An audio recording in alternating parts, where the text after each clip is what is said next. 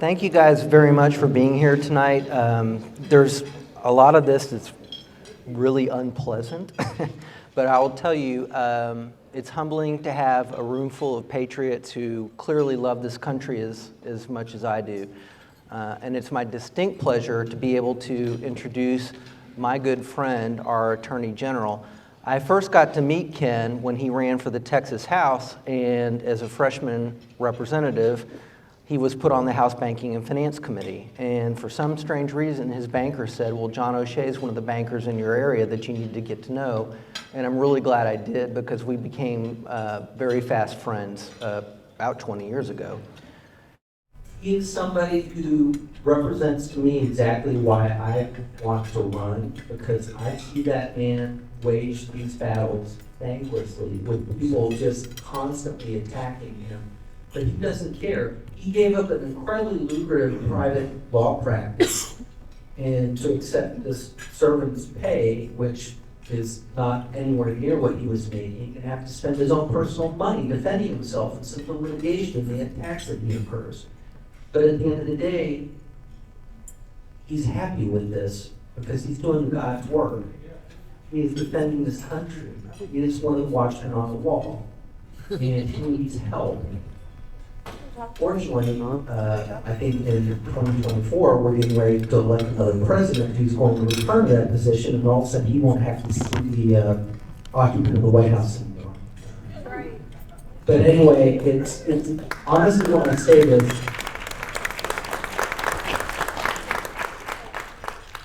he is my inspiration as far as why I'm running, because he, to me, epitomizes everything that it means to be a selfless servant. You know, it's God and then family and country. And so it is with my great pleasure that I get to introduce my friend and greatest Attorney General in the country, Ken Paxton.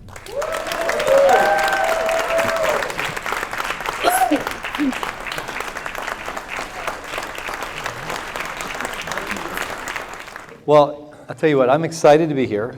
I've known John, as he said, a very long time, and he's one of those guys that you just trust. I mean, I've had so many experiences with him where things could have gone wrong, and John always was there to deliver. And you don't find many people that are always truthful, honest, and that will always do the right thing. And so I absolutely wanted to be here to tell you that about him, because I have 20 years of experience. I don't have to guess. I know what John's going to be like when he goes up there. So I don't have a lot of time, as much as I like, because I would have taken a couple hours talking.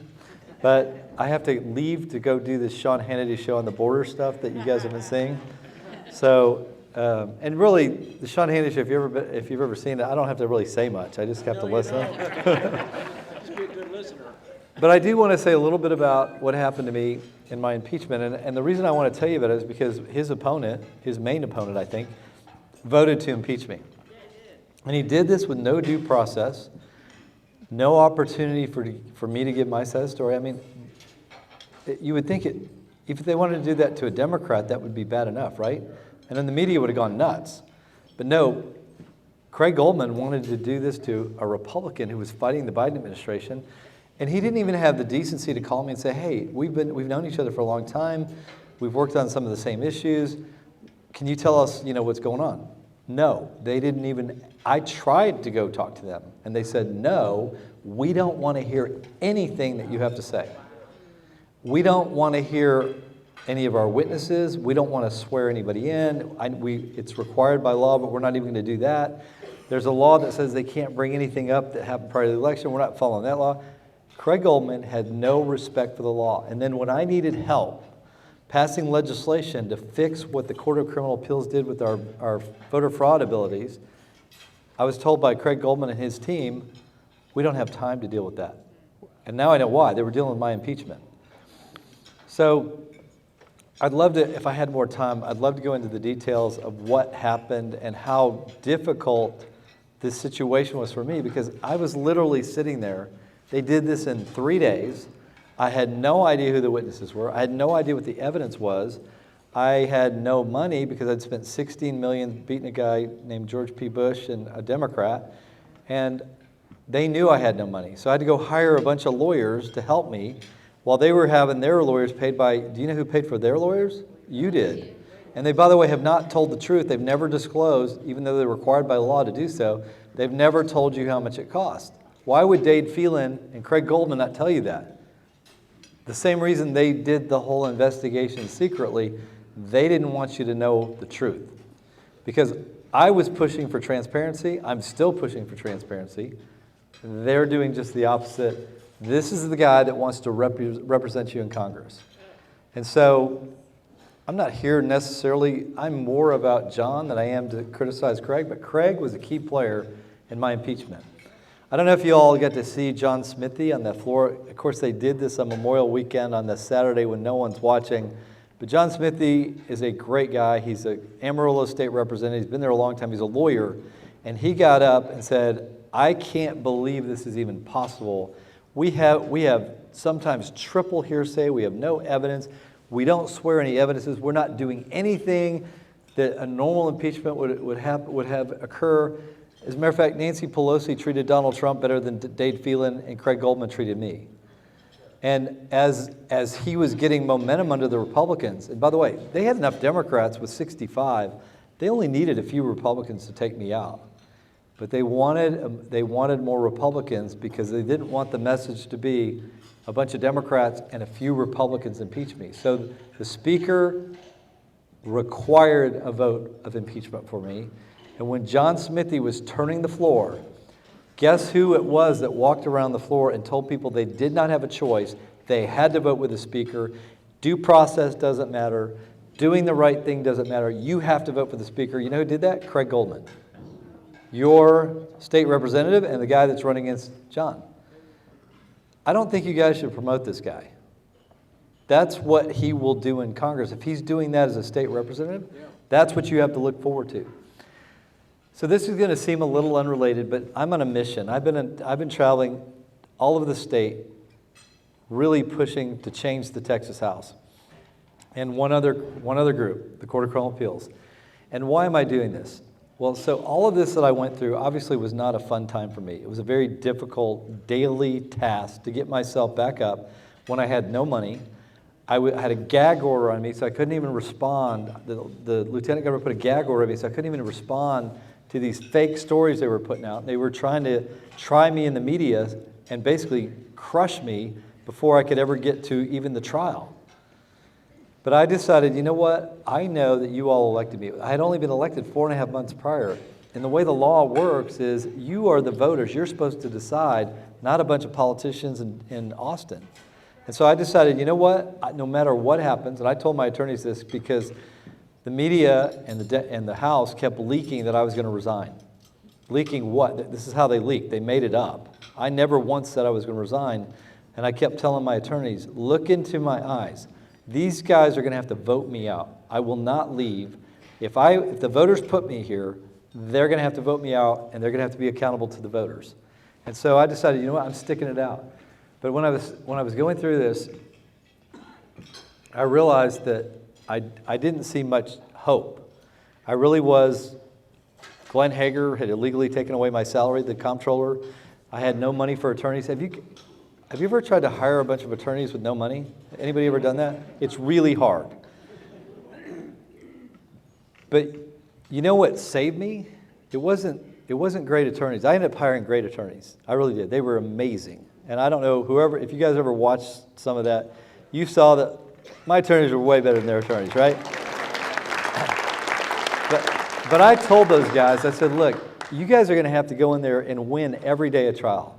You're going to have to win every hour of trial because these politicians in the Senate, too, are looking for a way to take me out. And you're saying, well, why would the Republicans do that? Well, the reality is there were 12 Democrats in the Senate. There's 3 Republicans that wanted my job, and they were behind the scenes, ginning it up, trying to get some angle on one of these 20 articles of impeachment to get me out. And so I know that politically, this is more of a political trial than it is a law trial, but if I don't win the law and I don't win on the facts, that'll be their excuse to take me out.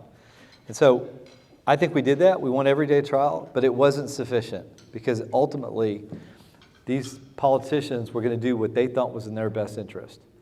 And so I am convinced today that there's two reasons that I'm still here.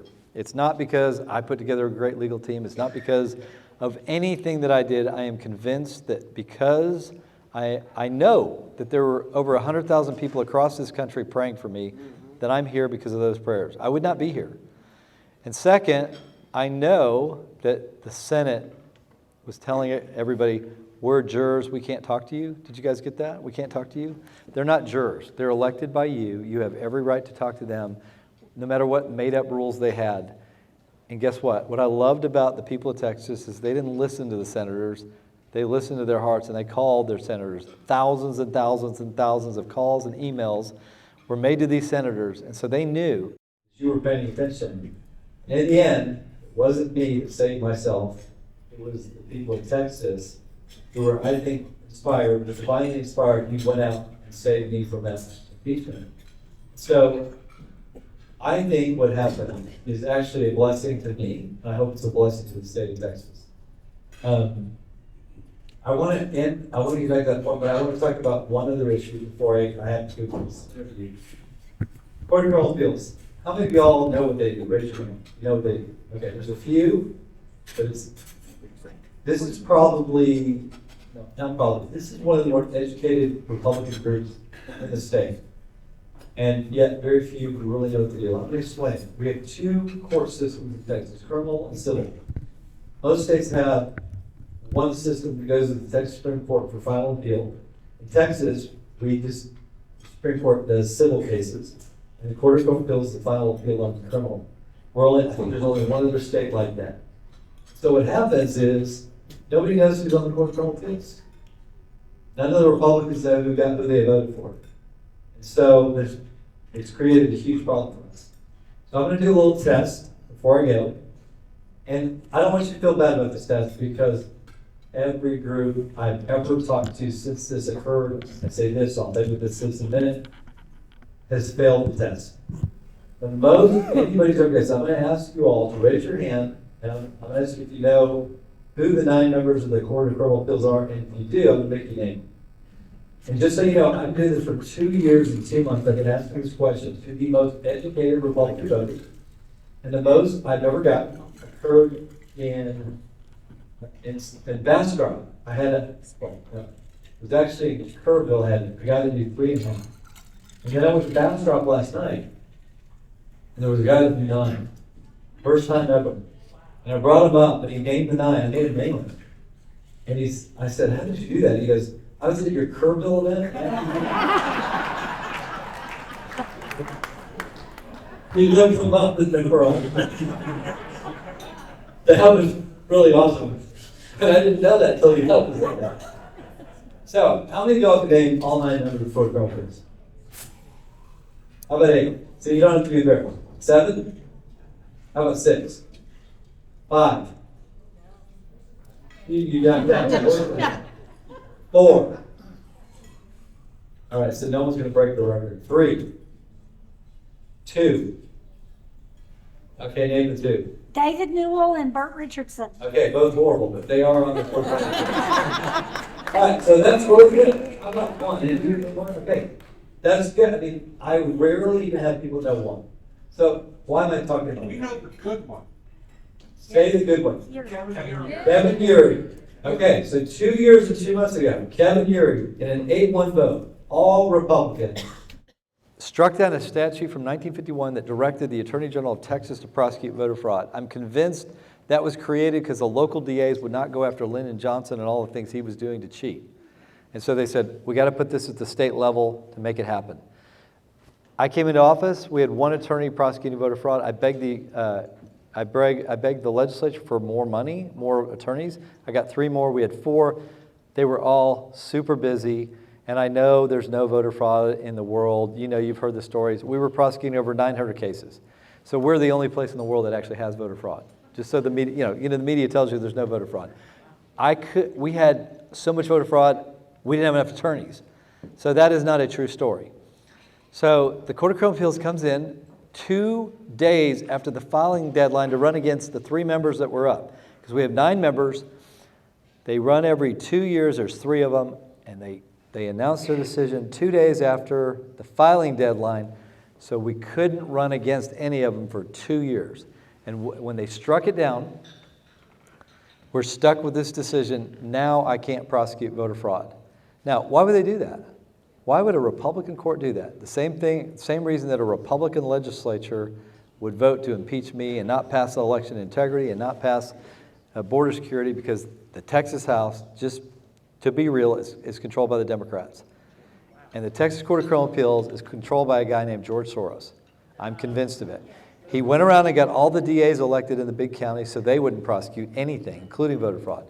And then the only means that we have to protect our state from voter fraud, he kills it by electing members. You know how he did it? Because we don't know who they are. And so he's been able to get away with this. It was genius. When it happened, I was like, this is genius. But the ungenius part of this is, while they were able to hide because no one knew him and get elected, what if now no one knows them and we put 3 people up that everybody knows? We can beat them. And so tonight I'm going to give you 3 names, and I need you to tell everybody. Because if we don't fix this in the next 4 to 6 years, they're going to steal our elections like they did in Georgia, which they tried to do in Texas, and I don't have time to tell the story. We stopped it here. 12 lawsuits in 12 terrible counties, not terrible counties, liberal counties. We stopped it.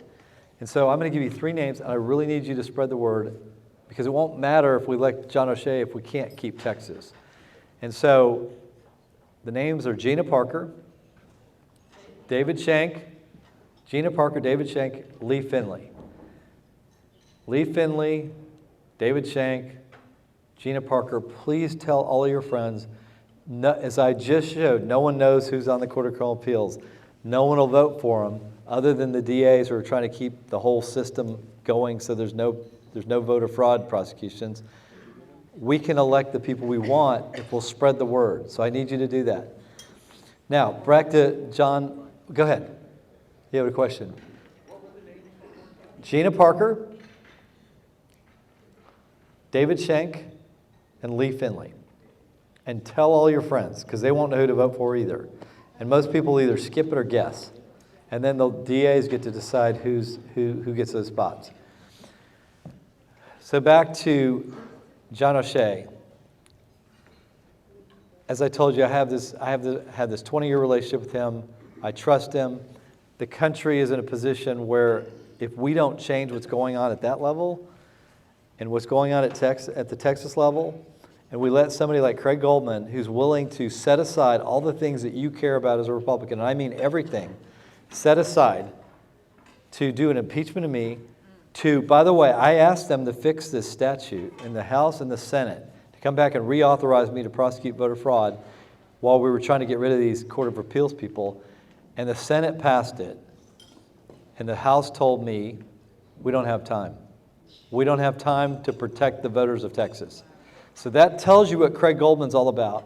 And there's so many other things like border security, school choice, so many other things that they didn't get passed that they could have gotten passed if they hadn't made the Democrats the controller of the Texas House. And I want to finish by saying, when I say controller, here's how it works. 150 House members, 65 Democrats out of that number. What do they do? What do the Democrats do? They do something that the Republicans are not smart enough or don't have the desire to do. They block vote. So 65 Democrats go around to the Republicans that are running for Speaker, and they say, hey, we want this, this, and this. Who will give us the most? Whoever gives them the most becomes the Speaker, not for the Republicans, but for everybody, because then that guy needs 10 Republicans. He goes to Craig Goldman and say, I will give you this if you will go with the Democratic pick. It's not hard to get 10 Republicans to agree to that, and then pretty soon the Stephanie Clicks and the rest of them are signing up, the Craig Goldmans are signing up, and there's only a few Republicans actually doing what you asked them to do. So I'm traveling the state trying to make people aware of what's going on in the Texas House and what's going on with the Court of Criminal Appeals.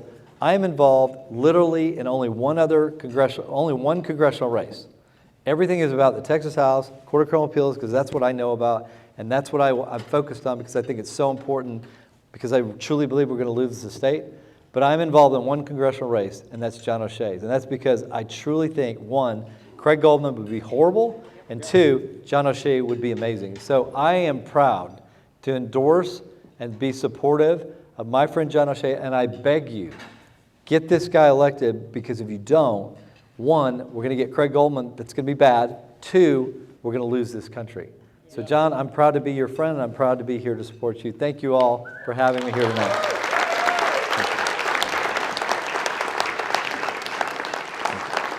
Thank you.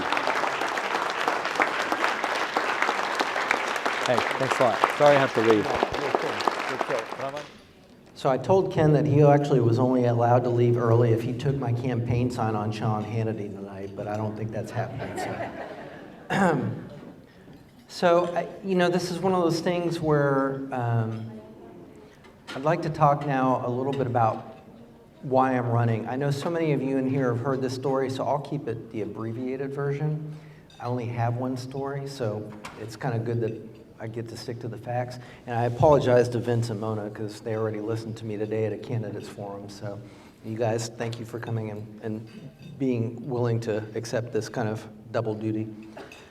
The funny thing about it, while we're sitting here having dinner, Ken mentioned, he said, so what's the hardest thing so far? And I said, well, nothing's really been difficult. I kind of understood that this was going to be what it was about. I mean, I was going to be originally running against Congresswoman Kay Granger, who was a 14-term incumbent and chairwoman of appropriations. I didn't think people were going to throw a ticker tape parade and say, yay, we've got a grassroots MAGA, challenger. I knew it was going to be an uphill fight. And then he turned and looked and he said, well, what was strange to me was when I got up and I started talking in front of groups, I would say, what a surreal experience this is. And I thought, that's kind of funny because that's exactly what I say when I get up normally and talk. I say, this is surreal because I never had any dreams or aspirations to run for public office. But kind of what Ken said about us losing Texas, I'd like to ask a show of hands. Who here is happy with the direction this country's headed? Please? Anybody? No? Who here thinks that this country is absolutely hanging by a thread? Yeah, it is. Okay. Who here remembers how great this country was and how excellent, despite all the talking head media contrived controversies back in 2019? Who remembers how great it was? Peace and prosperity. Who here thinks it is unfathomable the amount of damage that one feckless, lawless administration has been able to perpetrate on this country in just 3 years? Okay. So far, I'm batting 1,000 across all these things. So anyway, that kind of leads into why I'm running. Okay, and I always give this quote, but it's a very powerful quote, and frankly, it kind of distills the whole reason why I'm running. And it was by Dietrich Bonhoeffer. And for those of you who know, Dietrich Bonhoeffer was a German pastor during World War II who actually worked to assassinate Hitler. Yes, you heard me right, a pastor who was part of an assassination plot because he understood that Hitler was evil and he wanted to try and end the war early. And what he said was this: silence in the face of evil is in itself evil. God will not hold us guiltless. Not to speak is to speak, not to act is to act. Well, ladies and gentlemen, today in this country right now, this is not Democrat versus Republican. This is good versus evil. When you have people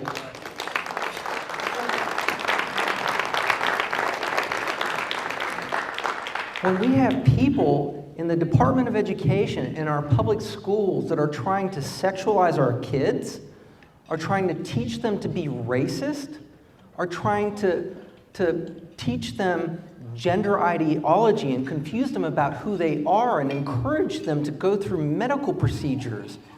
That's just sheer evil. When you have a government that is opening up the border and is funding money to NGOs, of which George Soros was mentioned, but unfortunately for me, being Catholic, I admit, Catholic Charities is one of the big perpetrators of this too, to where we are acting as a travel agent for foreign illegal aliens, and while I bear them no animus, they are illegally entering this country, and with them is coming a wave of fentanyl. I heard during COVID, one death is one too many. Well, then how the hell do we explain the over 100,000 people that are dying in this country every day due to fentanyl? And who do you hear talking about the fentanyl crisis? And oh, by the way, our government, for all these talks in certain municipalities about reparations, we'll talk about reparations. Our government is complicit and involved in human trafficking right now. And if you mean to tell me the 400 children that I hear from law enforcement agencies, and in fact we have somebody here tonight who is very heavily involved in the rescuing of people who have been trafficked and trying to rehabilitate them and get them back into a normal life. I mean, for those of you who saw Sound of Freedom, that was a hard movie. There are 400 cases like that every night in Dallas-Fort Worth, and our government is the one facilitating it, working in cahoots with the cartel. And then let's not even go with the foreign policy blunders where we withdrew from Afghanistan without telling our allies so that they had to send in special forces to go rescue their people. I still don't know if we rescued all our people out of Afghanistan. And then the unnecessary casualties that we suffered because of a result of this botched withdrawal that frankly my kids could have plotted better than this. And then on top of that, then in retaliation to the bombing that took place that caused our servicemen and women their lives, we retaliated, and it turns out that we did a drone strike on a civilian aid worker and his family. That's the competence of this administration. And as my dearly sainted mother, who is here in attendance with us this evening, always goes, I can't believe the incompetence of this administration. And I always have to correct her. It's not incompetence, it's intentional. Back in 2019, we had peace and prosperity. Again, the Rachel Maddow's and the Joy Behars and the Morning Joes may have tried to tell us that this country was on fire and that it was Donald Trump who put kids in cages. I'm here to tell you, in 2019, we had the Abraham Accords, peace treaties between 4 Muslim countries and Israel, which had never before been achieved. We had new trade deals. We were bringing back manufacturing and jobs onto the shores so that non-managerial working class wages rose 10% and inflation was under 2%. Who here would like to have inflation under 2% again? We were getting back to a point where you could have a single income family. We were looking at no new wars. We were looking, as I said, at manufacturing returning on shore.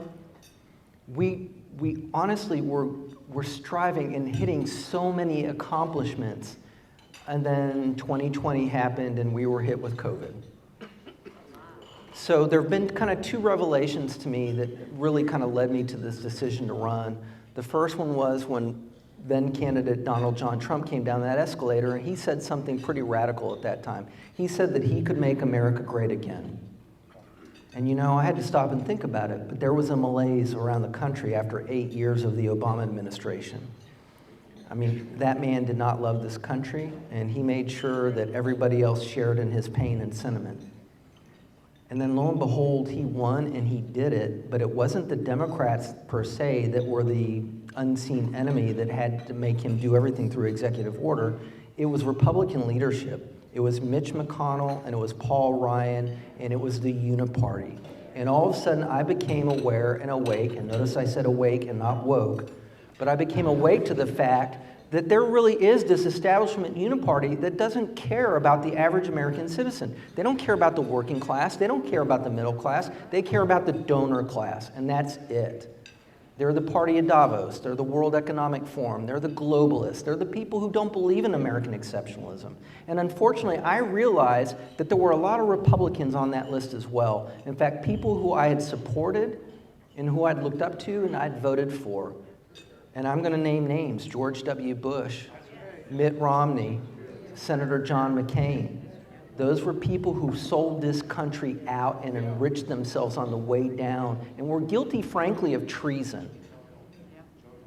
So that was eye-opening. And as much as I appreciated President Trump for removing the scales from my eyes, I was disheartened by the fact that there really are people who run as Republicans but truly don't embody our conservative, God-fearing values. So the second awakening that I had was in 2020, when we're coming off of one of the greatest years of my life economically, and then boom, we have the Summer of Love with the George Floyd tour and the COVID lockdowns. And all of a sudden I realized, our country was founded under a then radical premise that we are all given God-given rights. That our rights enshrined in the Constitution do not come from a government, do not come from a document. They come from God. Our government's sole purpose is to protect those rights from both threats foreign and domestic. And all of a sudden it became readily apparent to me that our government isn't not only not protecting our rights, they're the greatest threat to our rights. When they can tell you that your business is non-essential, when they can tell you that you're not allowed to go to your place of worship, when they can say that your kids can't go to school, they have to take an experimental gene therapy, they have to mask and socially distance, when they can tell you that people going to petition their government at school board meetings or city council meetings all of a sudden can be thrown out of meetings and labeled domestic terrorists and surveilled, when Catholics praying the Mass in Latin all of a sudden become public enemy number one, or somebody praying a rosary outside of an abortion clinic, our Constitution in these people's eyes isn't worth the paper it's written on. So I used to call myself a conservative, but candidly speaking, there's nothing left to conserve. So now I consider myself a restorer. So it was these two things that led me to run, because one of my personal situations is that, for those of you who know my family, I have a wife. We've been married 28 years. I'm blessed with 3 kids and a grandkid. And as it turns out, my wife 10 and a half years ago got a very rare form of brain cancer called medulloblastoma. And by God's grace, she survived, but she went from being my partner to my oldest dependent, and she requires 24/7 care. So you can imagine my chagrin when my Republican governor and my Republican county judge, and I will say not Tim O'Hare because he was not the county judge at the time, but deemed that they knew what my best interests were, and they decided that I was not allowed to take my wife out for 3 months for our daily visit. That her little care facility, I could go up to the front porch, I could talk to her through a window screen, and I would try to explain to a woman who's got cognitive impairment why she isn't being punished, why she isn't being imprisoned for 3 months. And oh, by the way, there were 4 women who were living in that facility at the time. All 4 of them caught COVID, and 2 of them died, and they died alone. And that's not a unique story, I've unfortunately come to find out since I announced I'm running. And something in me snapped and said, how dare they? How dare they take my rights from me? How dare they tell me how to run my family? How dare they try and basically crush my civil liberties and my freedoms? And I realized this isn't the country I plan to leave behind to my kids and my grandkids. And that the fight's here. Unfortunately, as conservatives, too oftentimes we're so busy with work and with our family and our church and our kids' extracurricular activities that we don't get to spend the time to really kind of have our eyes awaken. Well, guess what, folks? I literally think we've got one election cycle to get this right. The good news is we have fighters like Ken Paxton who are willing to go to the wall for us and have shown that they have the mettle. And oh, by the way, for anybody who doesn't support him as our Republican nominee, I apologize. But we also have Donald John Trump, who is not only the Republican presumptive nominee, but is the front runner for the presidency. And if you want to know why they're using...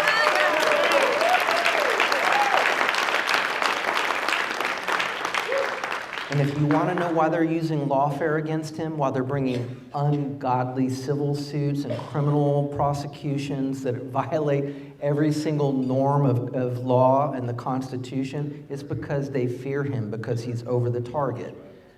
And I think, look, I get the man is flawed. Guess what? So am I. God only has flawed instruments to work with because we're all flawed, okay?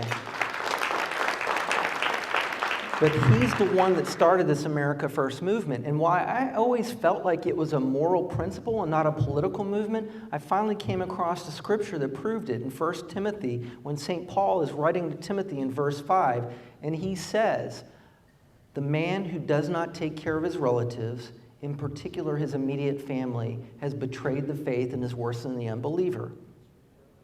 Well, what does the America First movement say? It says we're all brothers and sisters, and we're our brothers and sisters' keepers. Are we taking care of our brothers and sisters right now?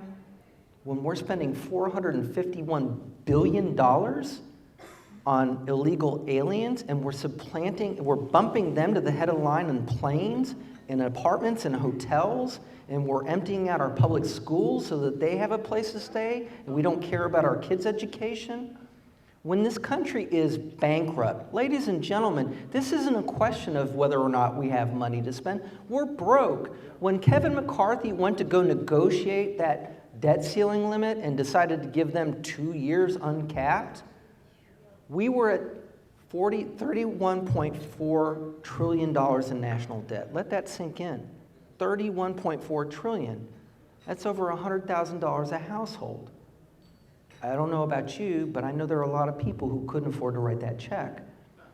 Guess what? In just 6 short months, we're over $34.2 trillion now. It's accelerating. This government thinks that they can spend their way out of our problems. So, lest I go from having Ken give this rousing talk about fighting and all of a sudden go, gosh, John, you're a real downer. You're telling us exactly how this country is in such terrible shape. The good news is 2019 was not that far ago. We have the gentleman who ushered in that era of peace and prosperity getting ready to run again. We cannot have another Paul Ryan type situation, though. We need men and women who are willing to run to go serve because they remember that the privilege is theirs to serve the people, not to be served by the people. And we need men and women who are willing to go, their souls are not for sale, that they serve God, not the almighty dollar, because as God says, you cannot serve 2 masters. So what I would suggest is there is a revival happening across the country. I sense it. I hope that you guys feel it too, and that you feel the hope, because truly, things have to get dark before they get better. And in fact, I frankly think, as much as I was yelling at the TV set and gnashing my teeth about the 2020 election results, I think it was divine providence, because I think they needed the left to unmask themselves and double down and show this craziness so we could have the dichotomy of 2019 versus 2023. Well, who wants to go back to 2019?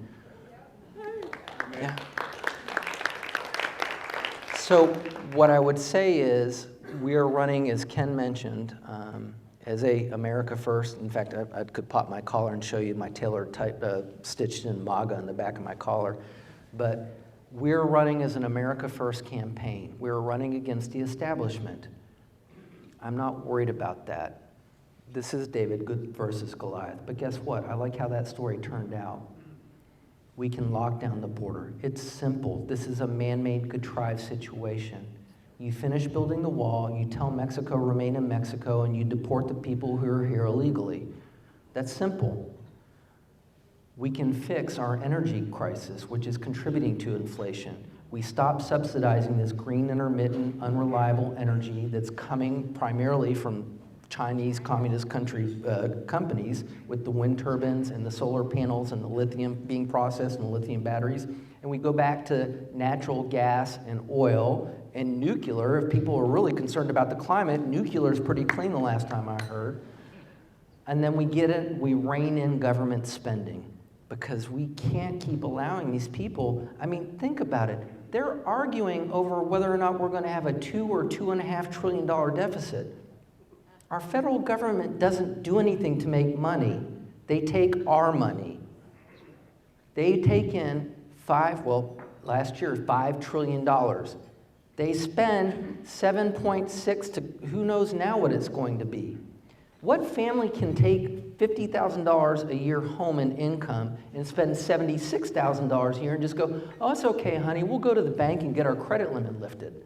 But that's what we've been doing for decades, because people lack the moral fortitude and the spine to go to the lobbyists and say, I'm sorry, but your item's been cut from the budget, because we don't need to be sending drag shows down to Ecuador, South America, which, oh, by the way, was part of the omnibus spending bill, in case you wonder. I didn't make that part up. And then lastly, we have got to get back to our constitutional roots. This country was blessed with divine providence, one of only 2 in the world, the first being Israel. And guess what? Israel was blessed with divine providence because they were God's chosen people. The United States of America was blessed with divine providence because our founding fathers chose God. We have got to get back to those roots. We have got to recognize the error of our way, and we've got to elect people who will represent us and remember they have a servant's heart, because they're not there to bring glory to themselves. They're there to bring glory to God and to serve their brothers and sisters as our Lord and Savior commanded us to. So I am truly humbled by you guys coming this evening. I appreciate the support. It means the world to me. But trust me, this is not about me. This has to do with everything but me. And I hope that you guys will help me spread the word. I hope that you guys will show up. It's a primary race because it's an R+18 district. And I hope you guys will help because it is David versus Goliath. But like I said before, that one turned out pretty well. Thank you guys very much.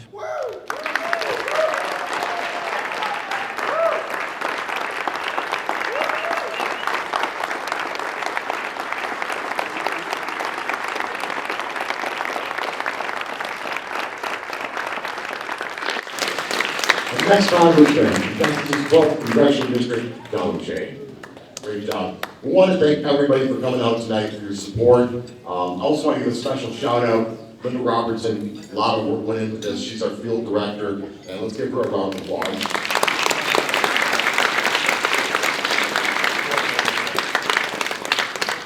So this is going to be a tough race. For those that don't know, I'm John's campaign manager, Don Smith.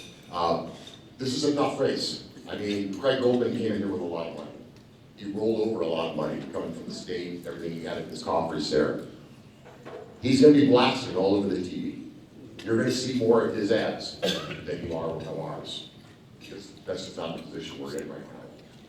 But we've got a great ground game. We have great supporters.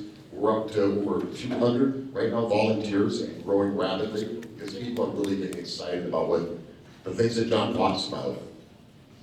I've done a lot of campaigns over the years. I've never moved for a candidate, ever.